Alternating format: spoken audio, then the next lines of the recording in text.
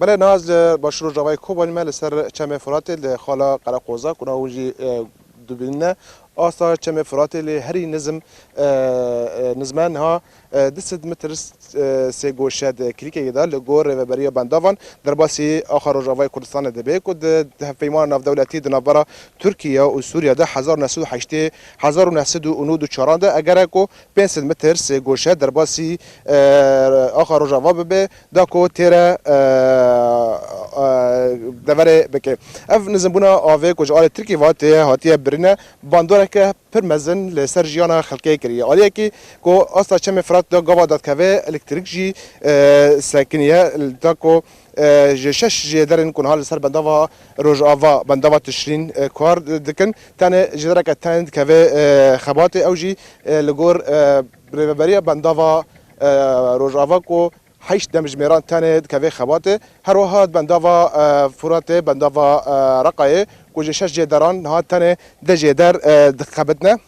بره جبلی ویا که جی آوا و خارن جی هنر که نزم بی هر وها نپاکشی کردگیش برکو آو پرنزبی و هاتی راوستاندنه تفکرتنه مترسی هیجم رهبریا کوبانی کو پیش روز دا نکاربن آوه جبو خلقه پیدا بکن آنجی آوه پاکش جبو خلقه پیدا بکن هر وها الکتریک کنها ج 8 دمجمیران دا که 4 دمجمیران بشف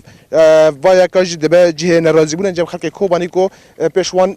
دمسالا هاوین گرمه و بویستی وان به آوه الکتریک هیا هر وها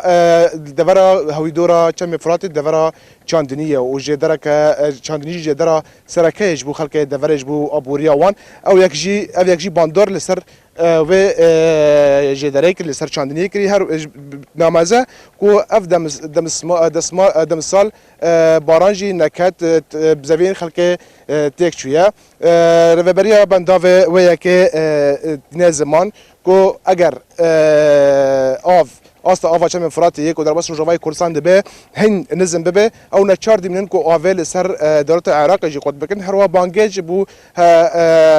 دولت نفنا توی و یو ان دشنن داکو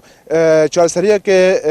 ببینن و آوا سوریه پارا سوری جی آوه به تمامی در باس بکن